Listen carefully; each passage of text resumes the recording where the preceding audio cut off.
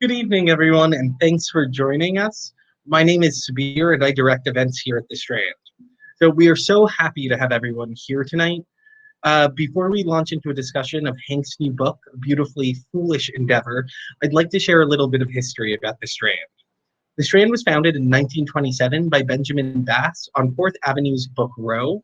Stretching from Union Square to Astor Place, Book Row gradually dwindled until, after over 93 years, the Strand is the sole survivor, now run by third generation owner Nancy Bass Wyden. We want to thank all of you for your support. Without our loyal community of book lovers and authors and publishers, we wouldn't be here today, and we so appreciate it. Tonight, we are excited to have with us Hank Green. Hank is the #1 New York Times bestselling author of An Absolutely Remarkable Thing. He's also the CEO of Complexly, a production company that creates educational content, including Crash Course and SciShow, prompting the Washington Post to name him one of America's most popular science teachers. A Beautifully Foolish Endeavor is a sequel to his best-selling An Absolutely Remarkable Thing. Joining Hank in conversation is his brother, John Green. John is the New York Times bestselling author of Looking for Alaska, An Abundance of Catherines, Paper Towns, The Fault in Our Stars, and Turtles All the Way Down. He is one half of the Vlog Brothers on YouTube and co-creator of the educational series Crash Course. So during tonight's show, we'll see some great conversation between the Green brothers, learn all about Hank's new book, hear music from David Sigalbi. But we're going to start out with a special guest, someone who's experienced their own viral internet fame and is here to talk about the excitement and difficulty that comes along with it. And so I would like to invite to our virtual stage our first guest of the evening. Hello, everyone. I'm going to go ahead and share up my screen so that you can watch my presentation now. I'm screen sharing. Hello, everyone. My name is Left Shark. I am a shark that you may or may not have heard of. And I'm very excited to be sharing with you a little bit of my story. I'm very pleased to have this opportunity. So thank you very much to Hank Green for giving it to me. And if you know me from the 2015 Super Bowl halftime show with Katy Perry. That's me there. I'm the shark on the left. Now, in fact, it is very unlikely that you knew who I was before that day. I might even say it was impossible because I did not exist before that day. Now, I want to be very clear about something. I am not Brian Gaw. He was the dude who danced around in a shark suit at the 2015 Katy Perry halftime show. He's a stylist. Sorry, I'm a little nervous. He is a stylist in Hollywood now. And I am not him. I am something else. I am Left Shark. I am the meme. I am the thing that was created not by any one person, but by every person who participated in Left Shark discourse on February 21st, 2015. And also every day since then. Basically, I did not exist until I was famous. And I only exist because I am famous. The far more spectacular element of that halftime show was not me or my friend Right Shark. It was a giant faceted golden lion that Miss Perry rode on the back of, while there was a broomstick up on her back, I assume for safety. But that lion, it no longer exists because no one remembers it. But because of the internet, some people still remember me, so I still exist. But we're getting ahead of ourselves here. So for those of you who don't know who I am, and I imagine there are some of you, because fame has fractured so tremendously that a left shark can imagine that they have some kind of level of fame, even as many people and have no idea who they are. I'm going to go through it for you. The Super Bowl is one of the most important sports games in America. It happens once a year, at least that's the plan. And there is traditionally a halftime show that's like a super big deal and it's very fancy and well produced and mostly designed to be watched on television. Katy Perry's 2015 halftime show was widely appreciated and reviews were good, but nothing in it was as memorable for some reason as me. Through a combination of iconic costume design and unexpected dance moves, I stuck in people's minds. And the internet did its thing, and suddenly I began to exist. The left shark. Now, I want to be clear. I was not created by any single person. Through a combination of iconic costume design and unexpected dance moves. Wait, did I already say that? Maybe not. I'm not sure anymore. I stuck in people's minds, and I didn't, I don't think. I did earlier today when I was practicing this. Through a combination of iconic costume design and unexpected dance moves, I stuck in people's minds, and the internet did its thing, and suddenly Left Shark began to exist. Now, I want to be clear. I wasn't created by any, I did say this part.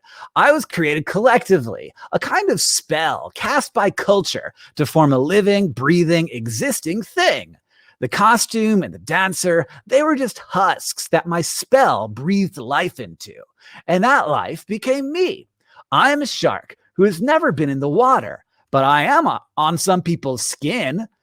I will be oh man, that one in the middle there, I'm not really sure what body part that is. Let's not think too much about it.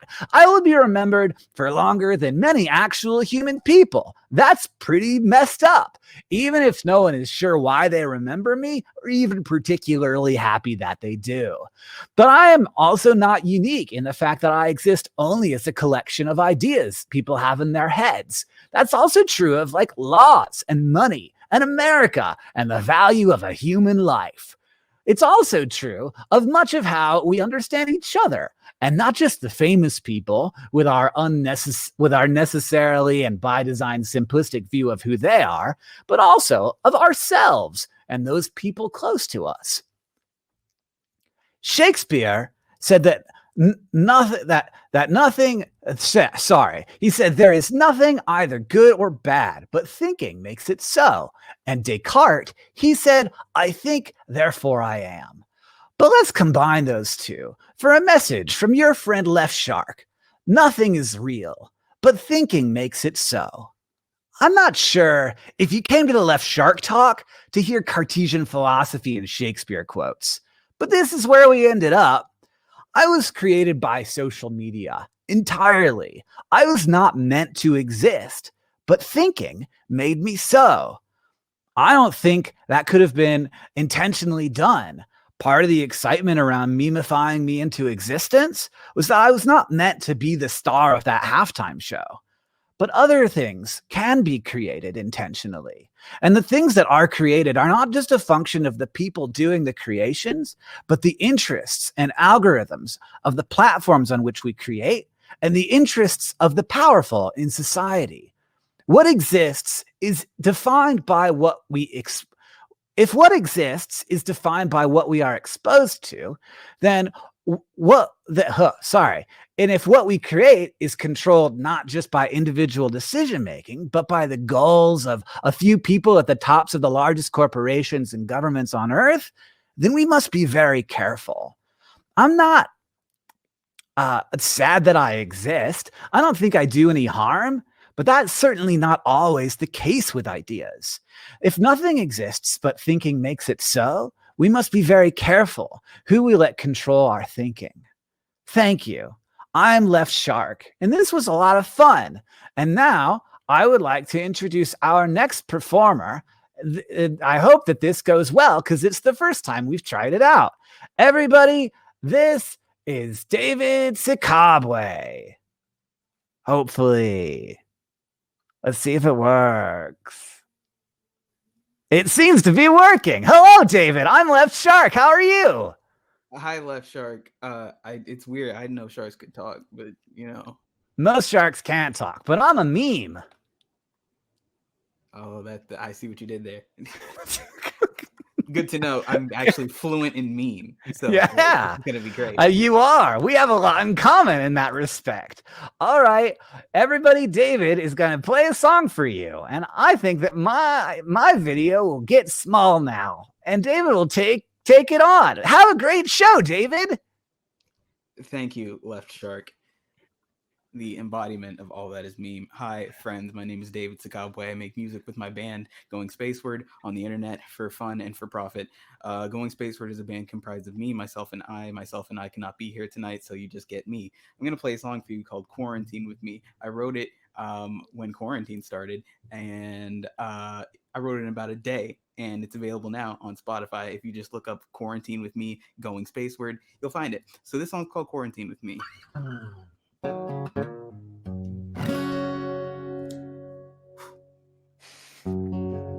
can put your hand in mine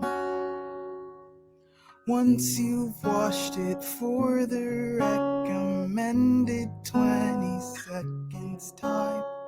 We should listen to the CDC. Do you want to quarantine with me?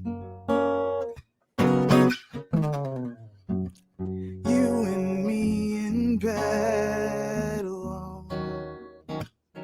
I'll go beneath the covers and pretend like I am the Dow Jones. The government should give us tests for free. Yeah. Do you want to quarantine with me? We can shut the world outside. It's crazy times. Let's stay and hide and keep our social distance. We can stock our fridge with food. The smell of Lysol sets the mood. I wouldn't want to miss this.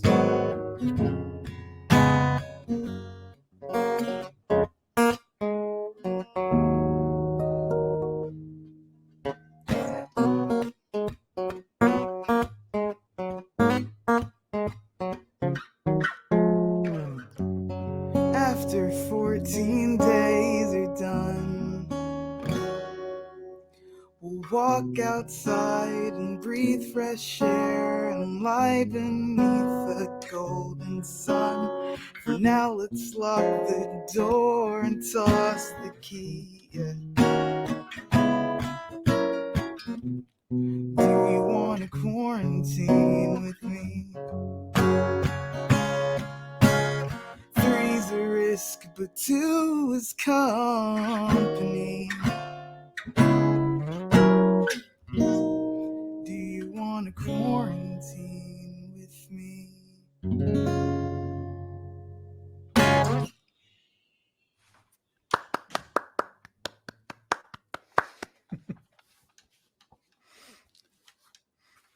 Thank you, friends. Thank you so much. I'm gonna commit a cardinal internet sin and look at the comments. Lots of emojis. Oh, I'm fabulous. Thank you. You guys are so sweet. All right. I think I'm gonna go and do another song now, I guess. I didn't really prepare like anything at all for this, so I'm going off of what's in my head right now. I'm gonna play another song. This one's not like up yet. It's the song's called Natural Disaster.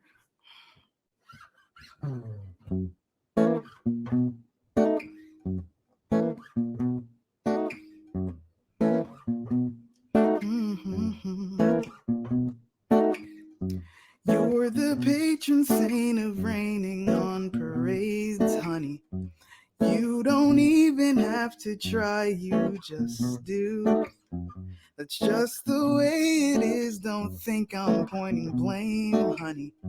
'Cause it sucks as much for me as it does for you. And all the other cities you've rolled through. Since I'm not what you're after, I'm just another victim of your natural disaster.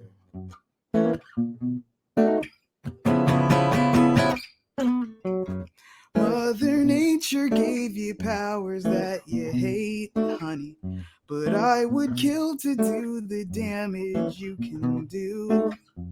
You've got a million different options on your plate, honey, and what it takes to make somebody go and sing the blues.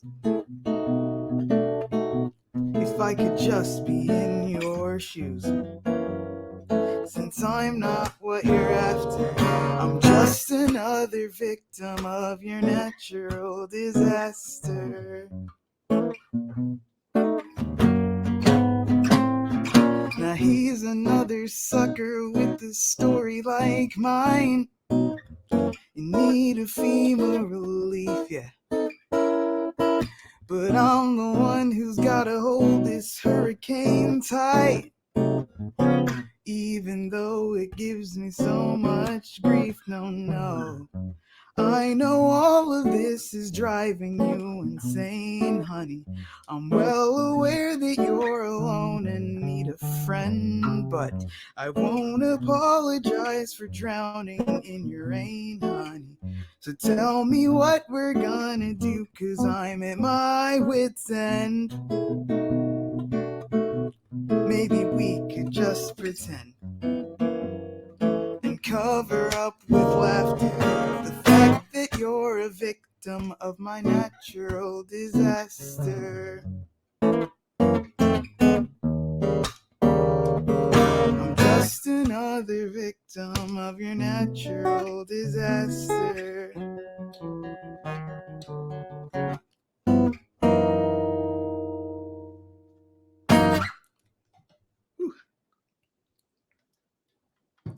All right, we're 2 for 2. That didn't go too bad. I'm actually pretty yeah, too bad.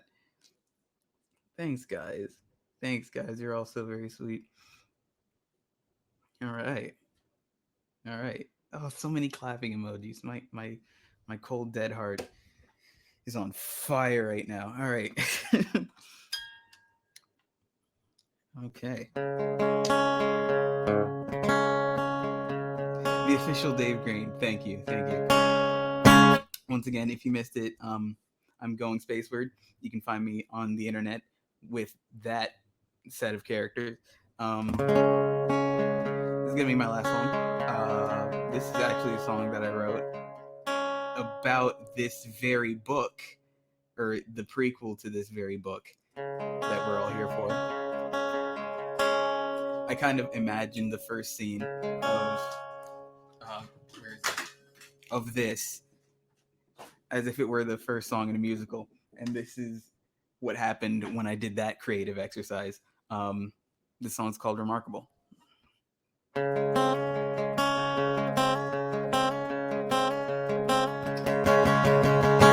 I am at the 23rd Street Chipotle, and there's someone that I'd like you to meet.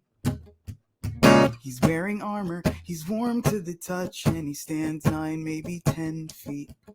I think that he's remarkable.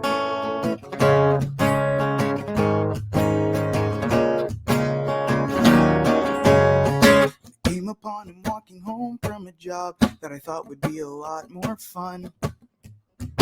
16 hours pushing pixels on screens, and I barely get a job well done. I know that I'm remarkable. Now I don't know who made him, but I know a thing or two about wanting some acknowledgement when I made something new. I know the feeling when a creation you adore, and the blood and sweat you poured go unnoticed and ignored. Is there anyone out there, anyone watching what we do? Does someone have a clue? Oh, if someone only knew. I've been living in New York for a while, and there's something that I'm figuring out. You can say you don't see that every day in this beautiful town. It's all just so remarkable. Things like this, they come along and they blow us all away. Then before you can blink, Everybody's moving on to the next new good and remarkable thing. It's easy to feel jaded and it's easy to feel numb. There's a million awesome things, so what's a million and one? But take a moment, look at what people can create. Something different, something great. Can you just appreciate? Is there anyone out there, anyone watching what we do? Does someone have a clue? Or someone only knew that people are remarkable? We reach into the dark and pull the greatest piece of art that you'll ever see. Look at the function, look at the form, look at the way that it strays from the norm. Look how it stands as tall as the stars. Can't you just feel how small we all are? Maybe we'll never figure it out. Maybe the question is what it's about. People convening to find the meaning together somehow. Is there anyone out there, anyone watching what we do? Does someone have a clue? Or someone only knew?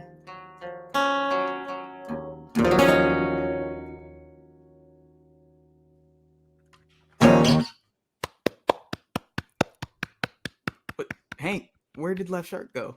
Oh, Left Shark had to go. You know, I mean, it's back in the green room. You'll see Left Shark back in the green room when you guys are hanging out back there. There's pizza, soup. Left Shark likes soup, so we got a little soup and green M&Ms.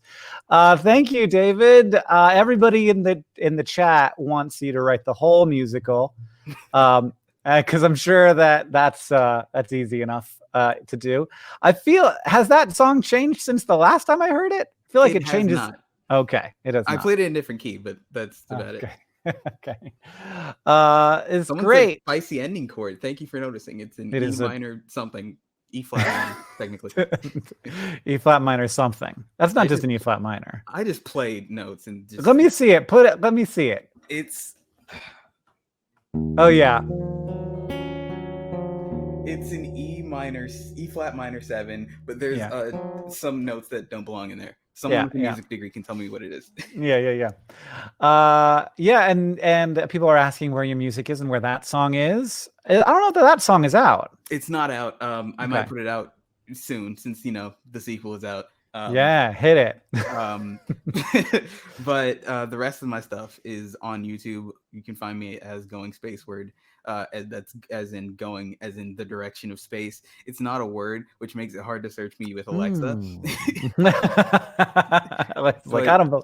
Yeah. You know, and I'm on Twitter as Thus Tweets David. But other than that, everything else should be the same.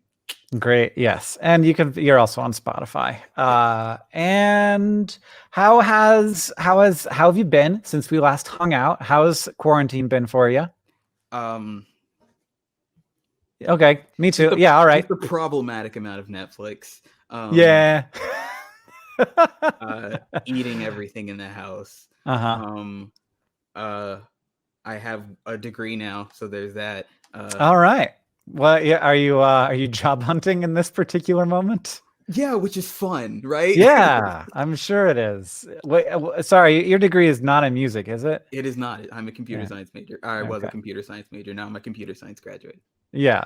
Right. Well, I mean, I have heard that there are jobs in that field, but who knows these days? Exactly. If there's anybody listening, maybe there's a person who is a hirer. What kind of work do you do? A lot of CS majors in the chat. Hi. Yeah. I'm glad you all suffered with me. I do SWE stuff, software engineering stuff. Not well, but I do it. Hey, that's great. Really great pitch, David. They're all going to grab you now. Exactly. I try to be honest. Yeah. All right. Well, Thank you so much. How has your brush with internet fame been going? Um, Just one day at a time? one day at a time. I have. Yeah. It's like first you're just like throwing things onto the internet and seeing Mhm. what sticks, and then you're throwing things onto the internet and seeing what sticks. But people are saying things at you now. Yeah. It's worse in a way. Exactly. When you have an audience. Like every comment that's like "OMG, I love this" is like, "Oh, how sweet," but then there's a comment that's like, "Yo, this is trash, my G," Yeah. and I'm like, "Oh, Okay. okay." Okay, well, I'm gonna do it my way, my thing. Luckily, there's not a lot of those. Yeah, well, it's because you're very good at what you do, and I really appreciate you taking the time to come out and join us on our virtual tour. And also, I'm just glad that you like the book. And I don't think I sent you the book. I'm sorry, I should have. You definitely should. Also, I'm sorry I threw it. Like, Yeah, no, I mean, part of my job is clobbering things with my book now. Apparently, yeah, I'll send you a copy for sure. And thank you so much for being inspired and writing such a lovely song about April's first day inside of her new weird world. So love it. And who knows what's next, but let's stay in touch. And I will see you tomorrow for the next stop in our virtual book tour. Absolutely. We'll hop in the virtual tour bus and cruise down the information super. Wow, great. Well done. All right. And there's John. David, thank you so much. Goodbye. David, thank you. Thank you, guys. Again, David's band is called Going Spaceward. Such great music. Yeah. So I'm a huge fan. And hello, Hank. Congratulations on the publication of A Beautifully Foolish Endeavor, your second novel. You're an abundance of Catherines, some people have called it. One of my reviews said, didn't have to worry about a sophomore slump with Green. And I was like, well, that's the only thing I need to hear. And I need to hear it from everyone every day for the next month. I like the book a lot for whatever my opinion is worth. So Hank and I are going to answer some of your questions from the chat where you've submitted via Crowdcast. I'm also going to ask Hank some questions of my own. I have a lot of questions from my brother. Okay. But before we start, I just want to say a huge thank you to the Strand Bookstore and to Sabir especially for making this event possible and for dealing with so many last-minute challenges. Thanks to all of you for your flexibility with figuring out how to make this evening work in a way that's going to support the Strand and help launch Hank's book into the world. Obviously, we wish we were with you in person. That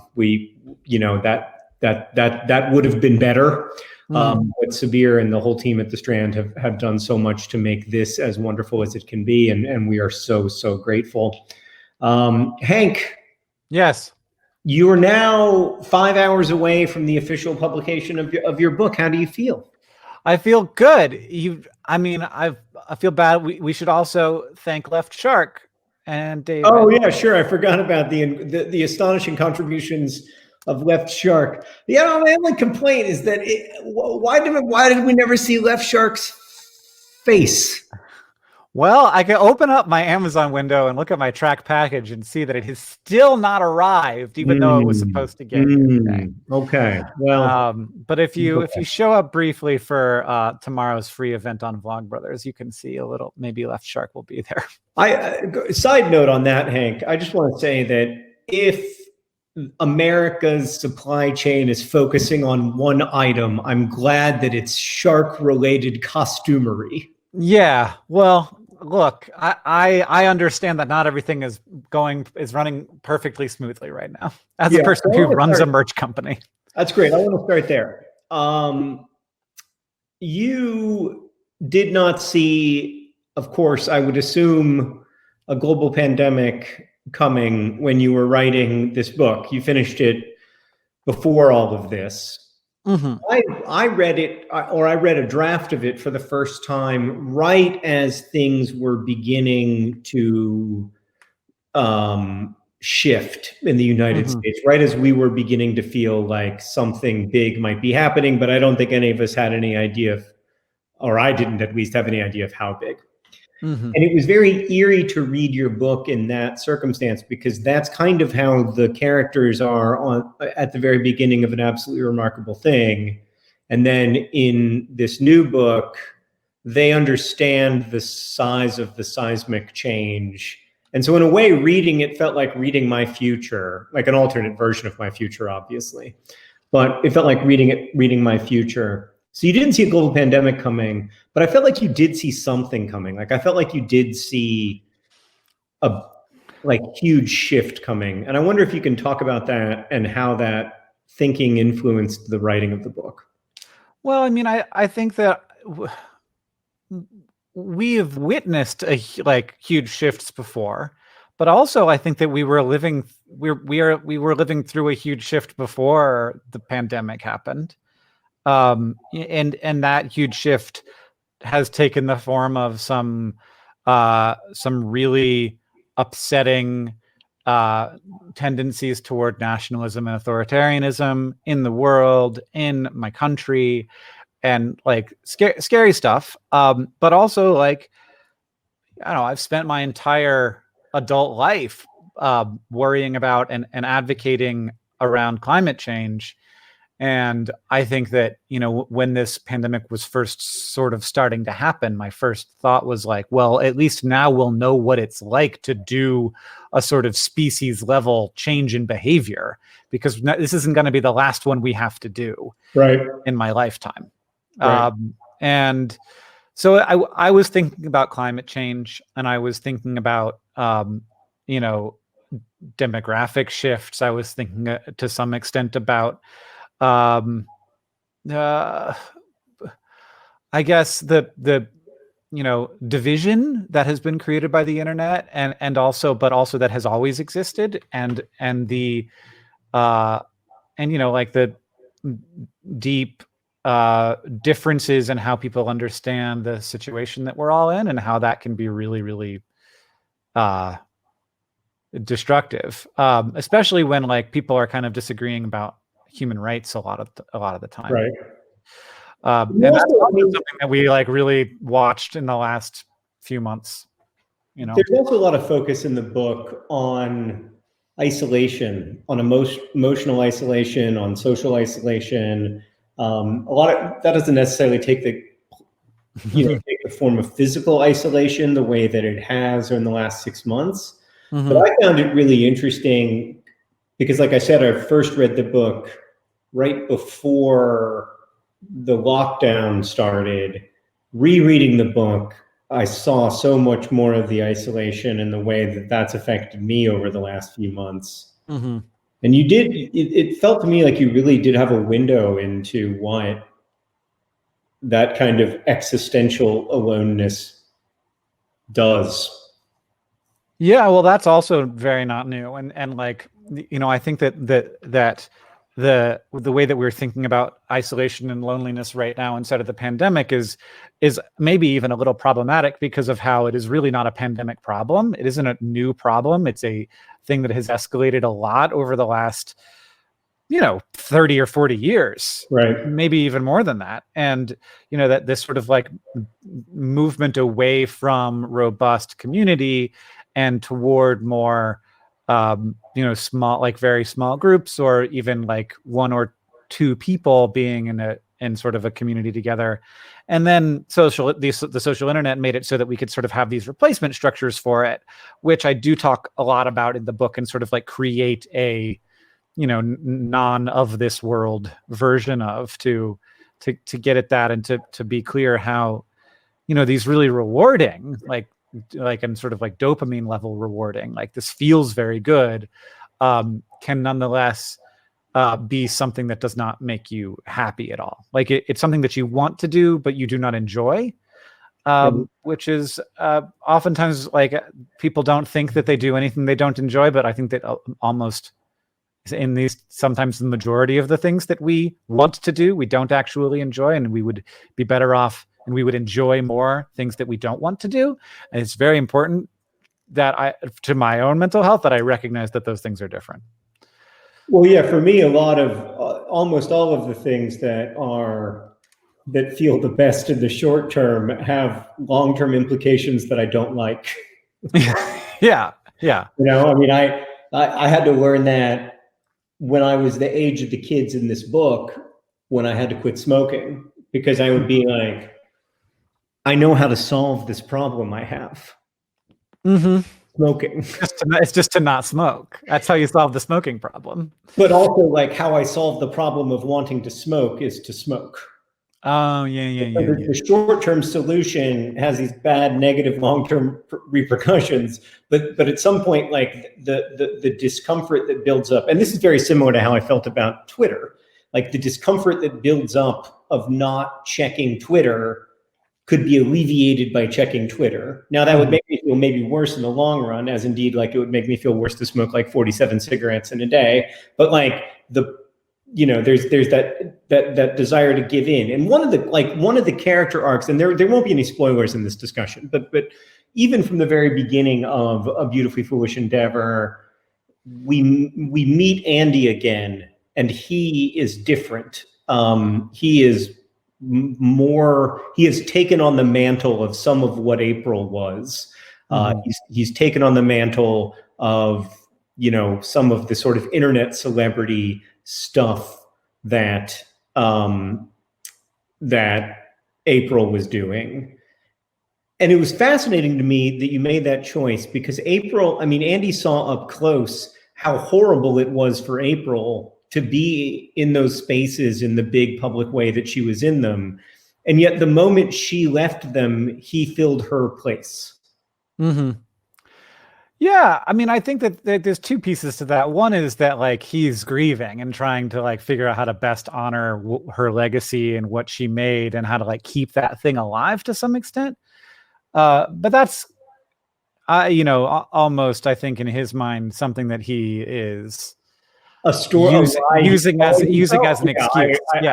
That was my opinion. Yeah, and whereas in reality, like, it's very rewarding, to have people tell you that you're important and that they want to listen to you and that you help them and that you are a thought leader, and have people pay you to go talk at events and get lots of Twitter followers. And even the haters are kind of rewarding in that, like, they are a sensation and they make you feel important, because people don't attack people who aren't important. So all that stuff. But yeah, they do often, but less so with people like Andy, who are, right. It's a different kind of attack. Yeah. But I think people get negative feedback even on small scales. Like. Oh, yeah. I mean, my Facebook feed is a weird Facebook feed because it's just a collection of people who liked my books in 2006, and so I see a lot of people get in, really heated Facebook arguments, even if they have small, circles of conversation or whatever. Yeah. I mean, I think one of the things that's so powerful about this book is the universality of those experiences now. Like it used to be that only some people, like Marilyn Monroe is the cliche of the person who experienced the kind of perils of fame. But as Left Shark pointed out, fame has become so fractured, and the way that we have those conversations has become the way that we have public facing conversations. Everyone participates in them now, or over 1 billion people do. And that has really reshaped the way that we feel in those spaces.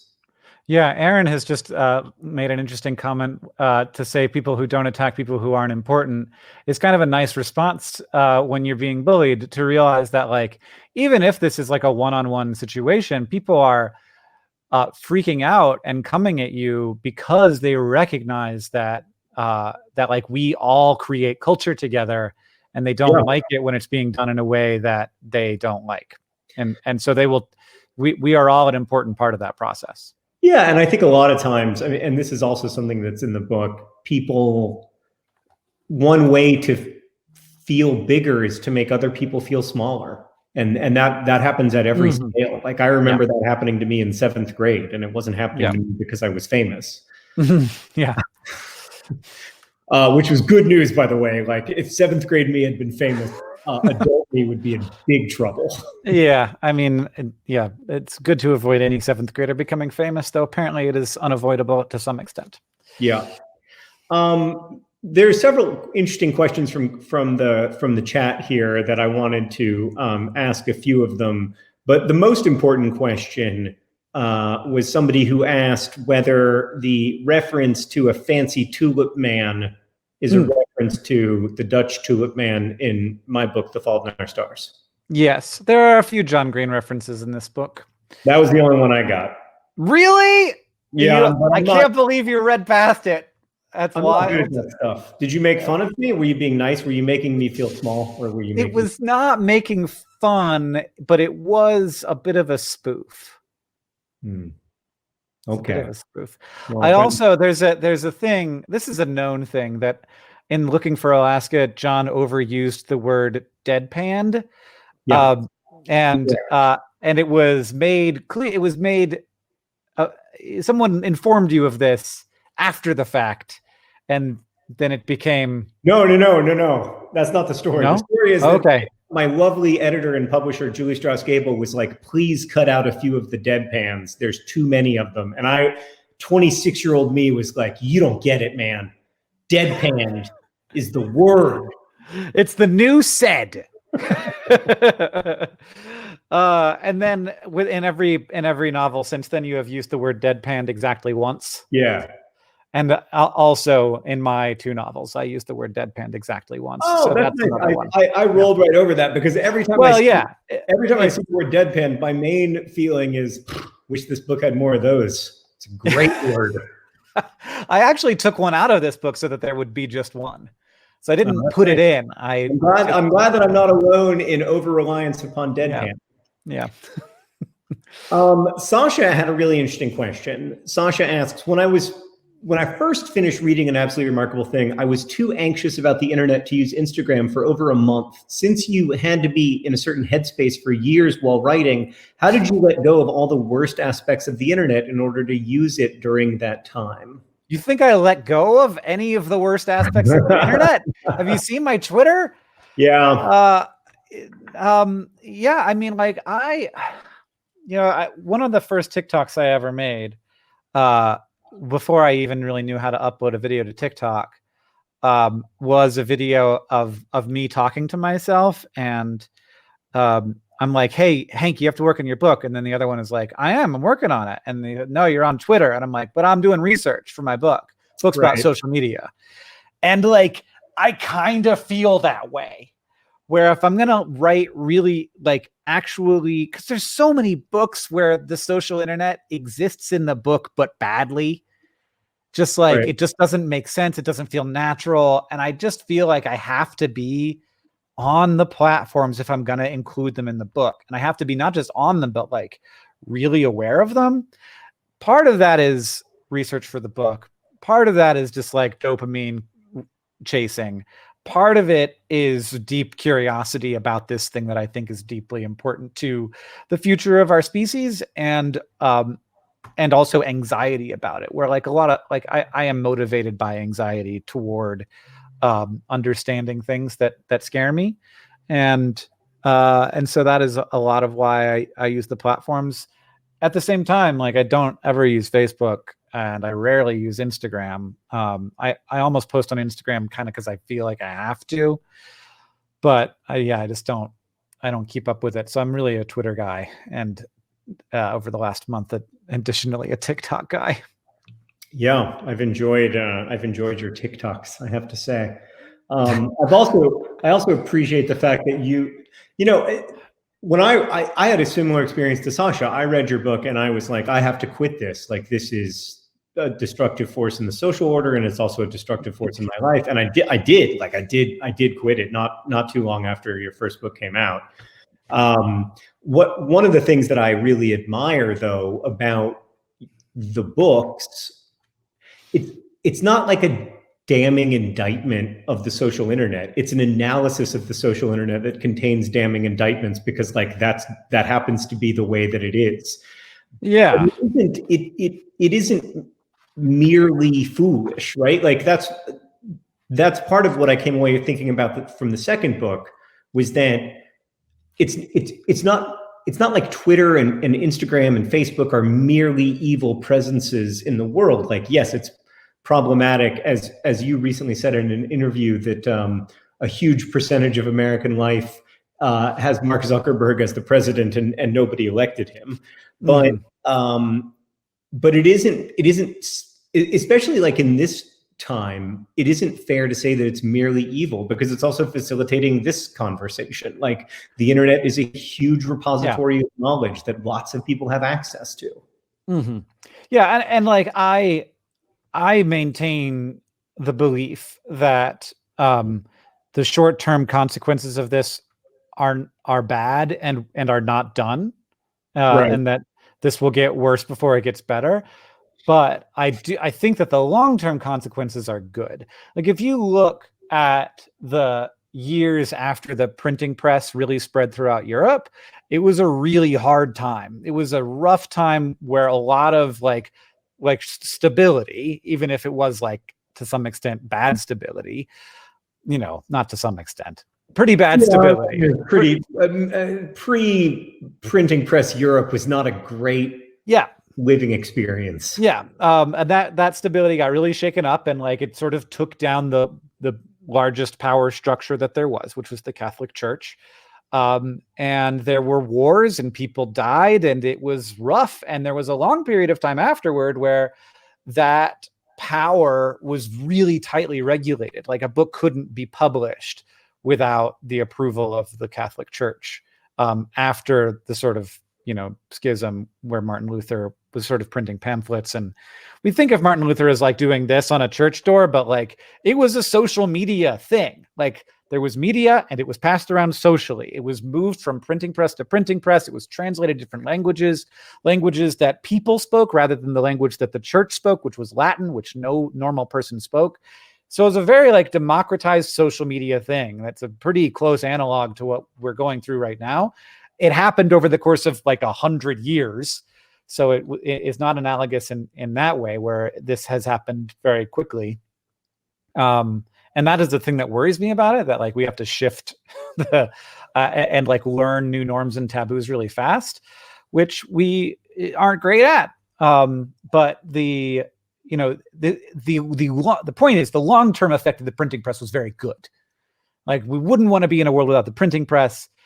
Books are good. The written word is good. It was an extremely good system for decreasing poverty, even, and also like increasing the information exchange, and science and medicine and all kinds of things were hugely pushed forward by printing press.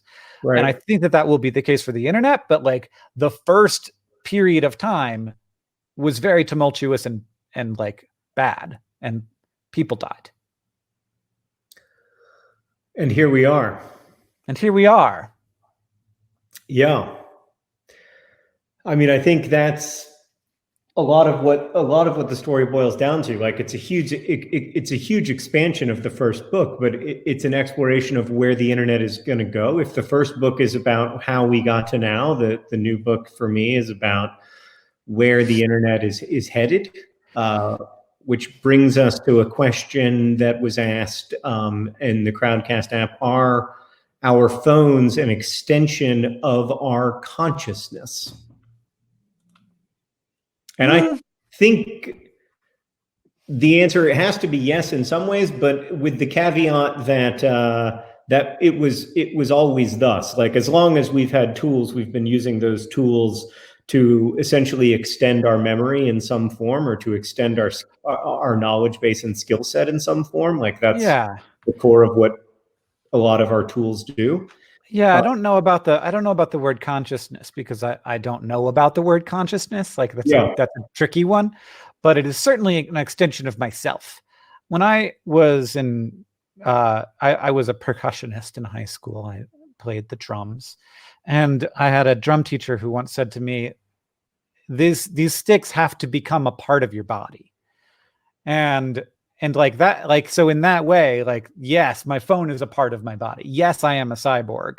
Like, there's no doubt in my mind. And like, and in the way of like, what is consciousness, I don't know, but like, there is a draw where I sort of like imagine that as part of who I am, and I'm like sort of gesturing it in where it's a little bit like almost a feeling of a funnel being sort of drawn to be like, hey, do you want to make something? Do you want to check something? Do you want to, see how many likes your TikTok got? Yeah, I don't feel like that part of it is only an extension of the bad parts of my brain. Like when I look at the way that people get so focused on checking and they get focused on refreshing and they get that all seems very familiar to me from my brain disorder, like from my brain disorder that predated the internet. Yeah. That like that's typical behavior and obsessive thinking problems, or is that you have a compulsive checking behavior to manage your obsessive worry or kind of recursive thoughts around one subject. And I hear lots of people say now when they read books, they'll be reading a book and after 10 or 15 pages, they'll think to themselves like, oh, I wonder if I should check my phone and look up where Hank Green went to high school while I'm reading his book. And then I'm looking up something else. And in that sense, like the book is an extension of my consciousness, but the phone is I have a deeper, weirder, more complex relationship with it. And the beautiful inability of the kids in this book to resist the urge to post is fascinating to me. It's so real. Yeah. I mean, like I quit the internet, but like I didn't quit this. Yeah. I mean, I also like feel like just writing is an extension of my consciousness, because there's like it's a certain amount of like, you can't keep all of the ideas in your head at the same time. You have to get them on, even if it's just like writing out on a piece of paper to be like, okay, I just feel like it's an extension of like the RAM of yourself. It's like it increases the amount of stuff that is easily available. So like instead of stored memory, like memory ready to access, and writing to me is like, here's how we actually have more complex thoughts, because we can get the complicated thoughts down and like physically next to each other, and then figure out how they connect to each other. Before we bring in a few people from the chat to ask questions via video, I want to ask you one last question, which is, you wrote here and in the previous book about people in early adulthood, which is sort of a traditionally kind of neglected period of life in literature. It doesn't have its own category the way middle grade or YA books do, but it's such an interesting period of life. And a lot of my favorite works of art are about those years of early adulthood when there's so much instability and so much uncertainty, but within that also lots of opportunity and lots of possibility. That seemed to me analogous when I was reading this book, especially where the characters are at seemed analogous to where the internet is at and where the world is at. And I wonder if you can speak to that. That's great, John. In the future, I will totally say that I was doing that on purpose. Didn't think about that. That's great. I mean, I did feel like this was that it's such an important time, and it's not discussed a lot in literature. And in the first draft of An Absolute Remarkable Thing, April was younger; she was still in college, but it just didn't make any sense for her to be as like self-aware, for her to have had as many relationships as she'd had, to know as much about herself, and also to sort of like go on and have people take her seriously. Right. Would be really hard if you're a 20-year-old versus if you're a 24-year-old. Still hard when you're a 24-year-old woman, for sure, which she confronts and is a thing for her. But it's also like I knew that that's sort of the age that my audience was our audience was starting to be in, and I've heard reasons why that age is often not written for, and one of them is that people are busy. Yeah. Like they're trying to Well, make their it's not lives time for work. reading. Yeah. Yeah. So they tend to sort of like be in a transitional time when they're like no longer reading for school or young adult stuff, but they're not like, haven't sort of gotten to the state of their lives where they've sort of found their, mystery protagonist of choice the way I have. Who's your mystery protagonist of choice, John? I think probably the same as yours. I really like Michael Connelly's books. I like Michael Connelly's books a lot as well. I think yes. Okay, so we're gonna welcome into the chat Ben in New York. All right. It may take a few seconds for Ben to join us. So, hello, Ben. Hi. Hey, Ben. Hi, John. Hi, how are you? It's good to see you. It is wonderful to see all of you too. What's your question?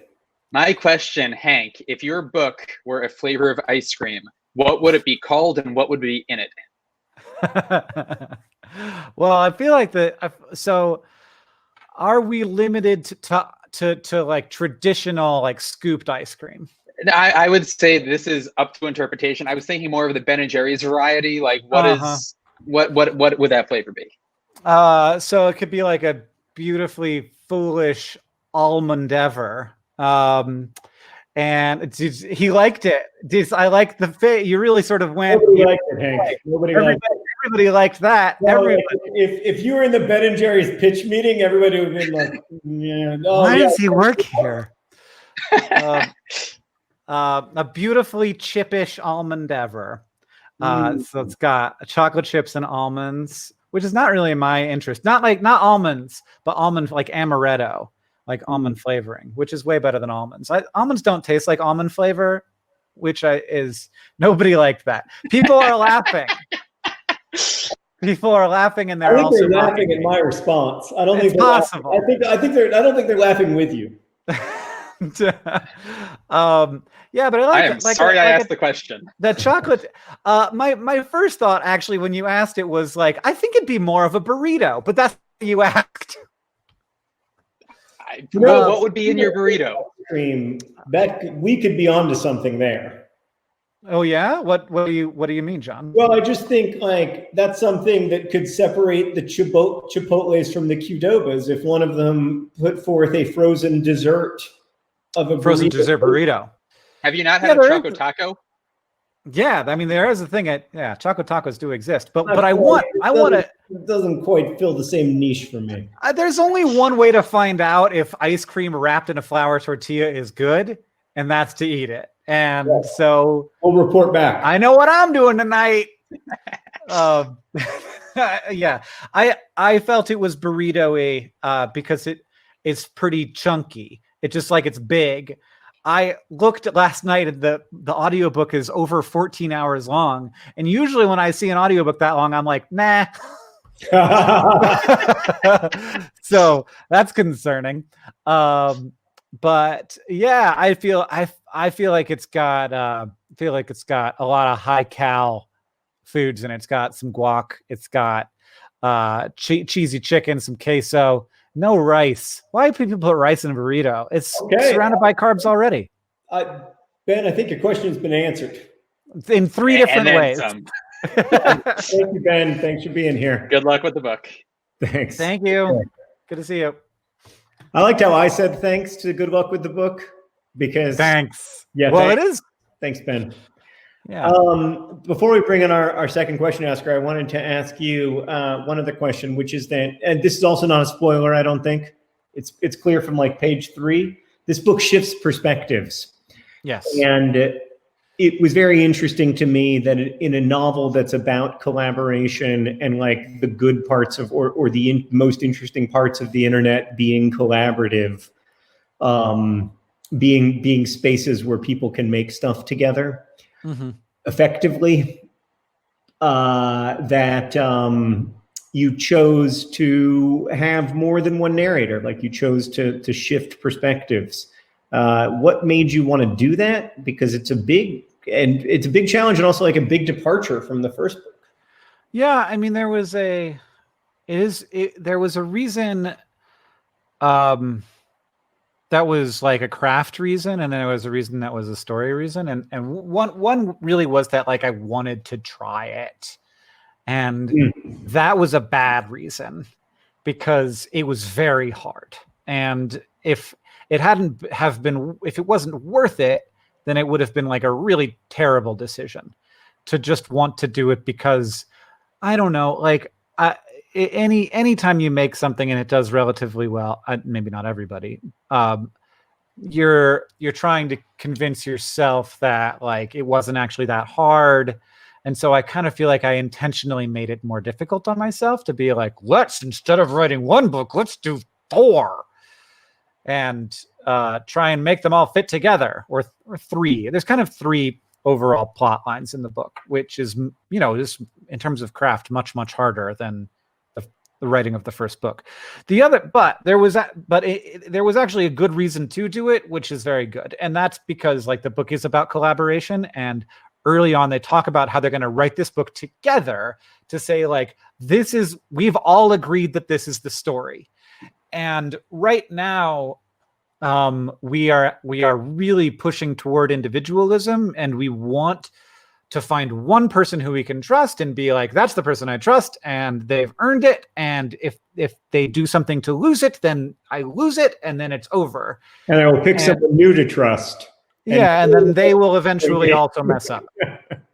Right. Whereas in the past, we've created institutions that then the goal of those institutions has been like, to create credibility and to make as few mistakes as possible and to spend a lot of resources doing it. Right. Now, I'm not saying that like happened immediately and that there's never been bad journalism, even amongst those high quality institutions. Like they screw up.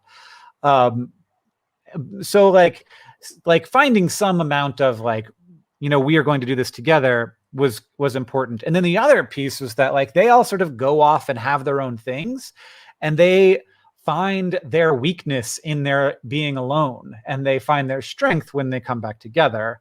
And that once again sort of hits on one of the main themes in the first book, which is that like nobody does anything alone, and every time we imagine that things that way, we're lying to ourselves in a way that is actually dangerous to society and destructive to ourselves.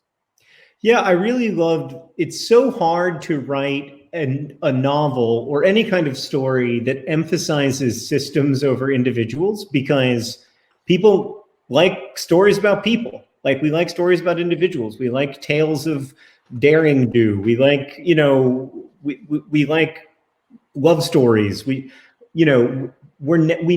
don't know if this is natural or not to the human, but I know that like I gravitate towards stories of individuals, towards extraordinary individuals and their extraordinary feats. But the truth is like almost all of the story is systems, right? Like, yes, it's true that like from whether you're talking about the light bulb, or you're talking about humans reaching the summit of Mount Everest, or you're talking about people getting to the moon. Yes, Neil Armstrong was the first person to walk on the moon, but there was a huge system. Yeah. I don't think he was the only person working on that project. Like Neil Armstrong got the idea on a Tuesday, and on Friday he landed. Yeah. And so I loved in this book that like it's kind of an ode to like making systems better. Like when the systems get better, the outcomes get better. And when the systems are supportive of people and supportive of healthy collaboration and not supportive of dehumanization of other people, like the system gets better and the outcomes get better, and the world sucks less. Yeah. Indira Martinez had a good point that when we said we created institutions, you mean largely white, wealthy people. And that's true. And like like that must be confronted and dealt with. Part of a frustration I have is the idea that like if a institution doesn't work, then replace it with individuals, which is a very common, like this is sort of how conservative like the conservative ethos of government is, like government is broken, so just replace it with individual decision making. And that's like government does lots of important things that like we need, and never before this moment in my life has that been more clear. So the thing isn't to like have it not exist, it's to fix it. And it's very hard to fix when it's a bunch of people who are like, that is that the most important problem? And also, like, the wealthy people want to maintain their power structures, and so like they have all kinds of reasons why they want to continue believing in their mythology. But I think that that I have witnessed in the last few months a lot of really effective strategies for how to get people to confront, and even myself as well, to confront the systems internally at their institutions that keep marginalized voices marginalized. Yeah, and when we make the systems of power more inclusive, which admittedly people almost never do willingly, like people in power almost never give up power. It's very difficult to convince them to do so. But when those systems have a broader base of collaborators and also serve a broader base of people, like, they become more effective. Mm-hmm. And that's really that's been the story the whole time. Like, you could boil the 250,000 year history of humanity down to that. Like, powerful people didn't want to give up their power, but when the system when they did it, got better. Yeah. Anyway, I think all of that is explored in really deep, meaningful, cool ways in this book. So that's something that I really like. We're going to bring on our second person who's going to ask a question. It's James, who's going to ask a question about point of view and shifting perspectives, but with a little bit of a different take. Hi, James. Hi, can you guys still hear me? My headphones broke. Sound great. Okay, cool. Sorry, I was just worried about that. So yeah, this, like John was saying, this is basically in line with his last question, which is, Hank, you mentioned that FV is told from multiple perspectives. Sorry. While writing, did you intentionally or even unintentionally put your POV characters into perspectives that are similar or even different to perspectives in the real world? For example, Miranda might be strongly calling for net neutrality, whereas Andy might be strongly against it. Do you mean, like, when I was doing this, did I sort of like try and imagine what their positions would be on those things, or did I specifically write those characters at those, like, if an interesting like topic that was relevant to the real world came up, did you try to have those characters who like kind of clash over those ideas? Yeah, absolutely. And I think that, Andy is, obviously the character who's most similar to me in terms of how people see us. So, like, we're both cis white guys, and yeah, all of us up here. But so, like, a lot of times that his character was able to be a stand-in for, like, me, like, being confronted on my perspectives that I think are actually flawed, and having characters like call him out on that. And then it's always really interesting to go through the process of perspective editing, where people who are from a different background from me are able to read the book and be like, this makes sense, this doesn't make sense. It's basically what I'm looking for. And that there's a scene in the book, I don't think this is a spoiler, where Andy gets called out on something that he says, and then the character who does the calling out says, and then for the rest of the day I had to, like, treat him really nice, because, like, that's what you have to do when you're calling people out, is, like, you have to, like, do the fix and then, like, try and make them feel like they're not, like, try and, like, wear down the defensiveness that you created in that moment. And so, yeah, they definitely have very different perspectives, and they all have similar values, and they all sort of, like, would probably end up at very similar places if they had perfect information transfer and perfectly aligned worldviews. So, like, how they imagine the world is different, but what they think is what their values are very similar. And so, but yeah, I mean, this comes up very, very in a very big way at the end of the book, where there are disagreements about how to about sort of like what the best path forward is, and how and kind of how power should distribute itself, and how we have to confront the way that it naturally concentrates itself. That was kind of a vague answer, but so it's hard to. But I thought that was a good spoilery. Yeah. Yeah. Well, thank you, James. Thank you. Shout out to Tuataria. Oh, nice. Yeah, on that front, like, I wonder if that's part of your character building to like think about your characters in the real world. I know that it is for some writers. It isn't for me. Like, I never think about my characters like walking down my street or anything. Like, they only live inside of the world that I've imagined. But like, do you think when you're writing about Andy or Maya, do you think like, how would Andy or Maya be handling quarantine? No, I mean, not like. There's a little bit of that. So they have like backstory that isn't. So like it's almost like each character kind of needs a little short story, for me to have as a touchstone when they're making a difficult decision. Yeah. And so to like go back to this like formative experience of their youth, to be like, okay, well, if that's like sort of like the thing I know about them, how would this formative experience of their youth affect this moment in their present? But I don't tend to think of too much about how, aside from the actual actions that they're taking, which like are many, they do lots of different things. And that kind of gives me plenty of opportunity to confront their decision-making systems and their values. Yeah. No, I think that's a good way of approaching it. There's been several polls since this all started. Oh. I just want to give you an update on some of the polls. Almonds, 71% of people vote good. I'm not really in that group myself. Huh? I said I'm not really in that group myself. Well, that's okay. You're with the 29%. Everybody wants to feel like they're special. They have their own unique take on almonds. What's your favorite social media platform? Twitter came in second. Facebook came in a distant last. Although there are wonderful Nerdfighter Facebook groups, and there are wonderful ways to have Facebook. It's just I don't happen to have them.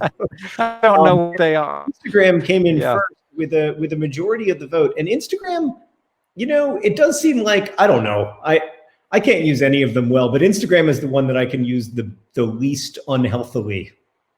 Yeah, I mean, my Instagram experience is in 100% people I know personally, and I don't understand how you could use it a different way. Yeah, I don't either, really.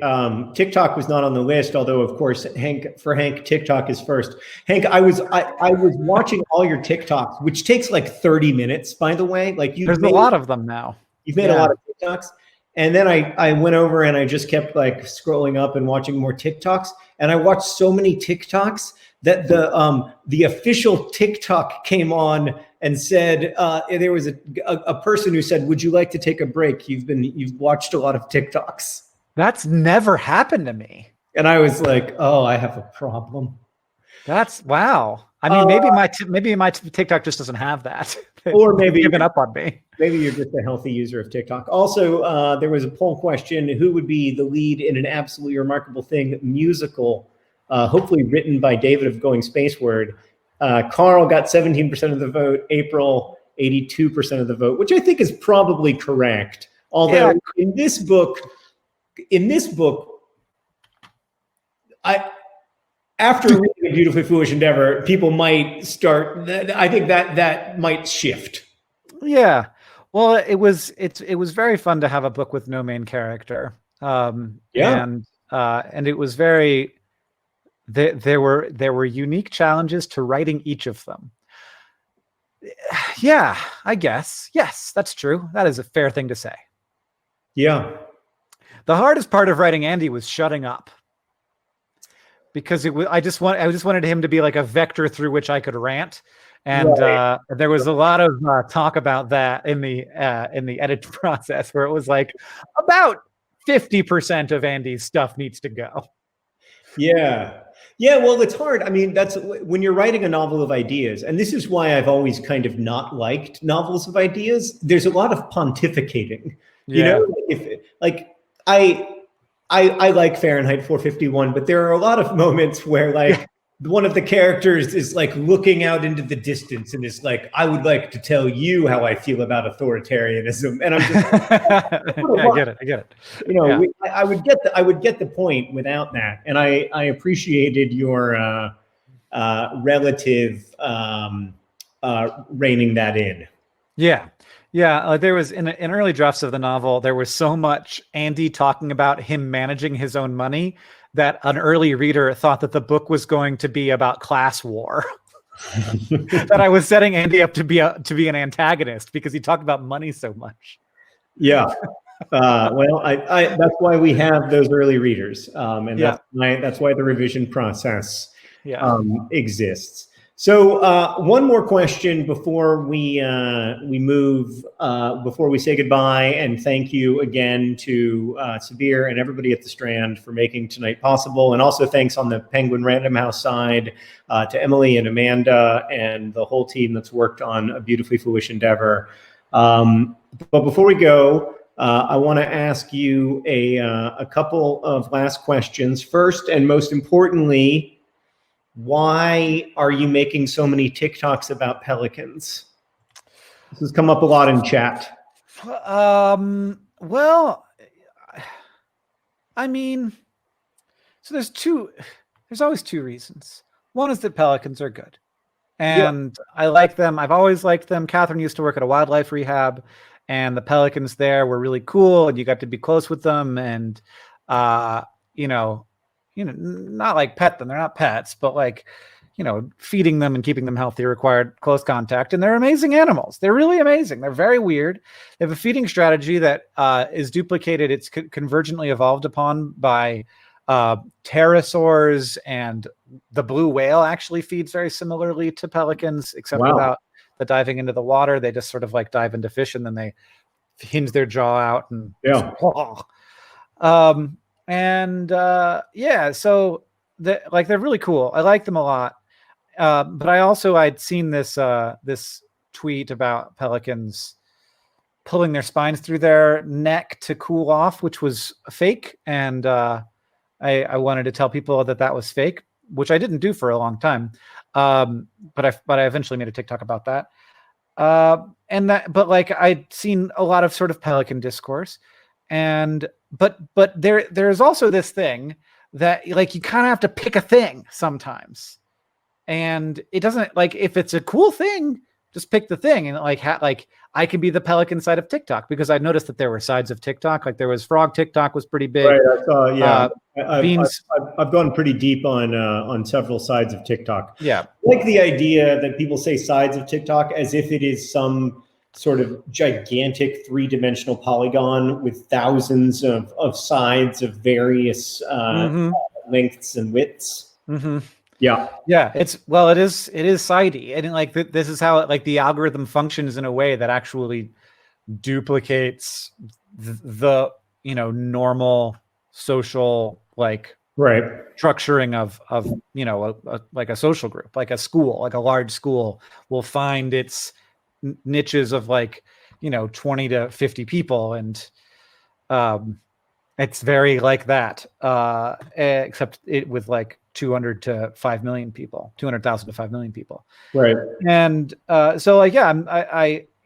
I was like, can I be the pelican side of TikTok? Yes, I can, because that's stupid enough and silly enough that I can. Right. You came in too late to be president of the dance side of TikTok, but just in time to be president of the pelican side of TikTok. Yeah. I can. It's CEO is what they say. Oh, okay.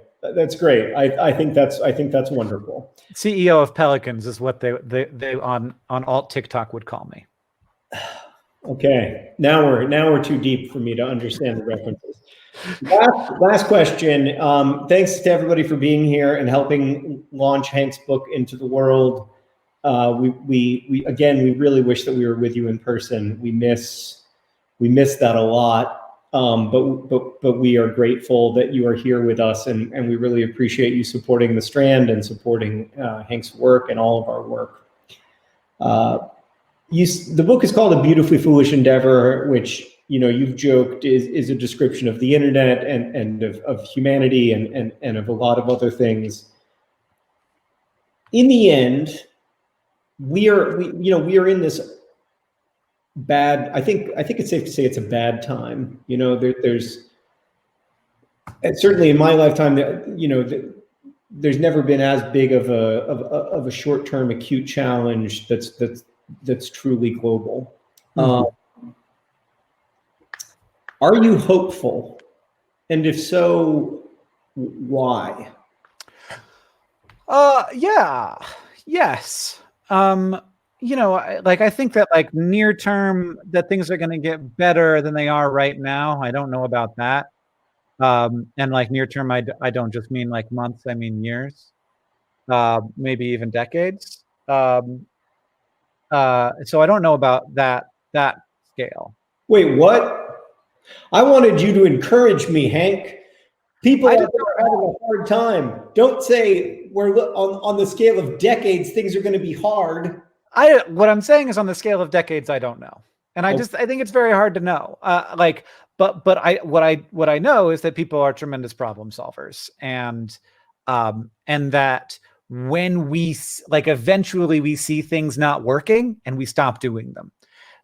I believe, for example, that there will come a time when masks will not be political, because we will see that we will experience the reality of the efficacy of masks in controlling COVID-19.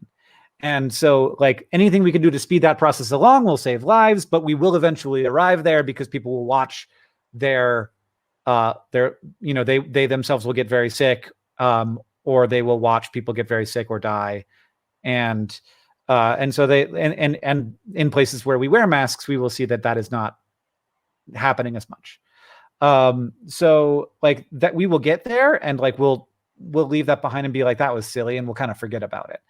But I also think that we're very good at solving problems generally. That's the human story. I think ultimately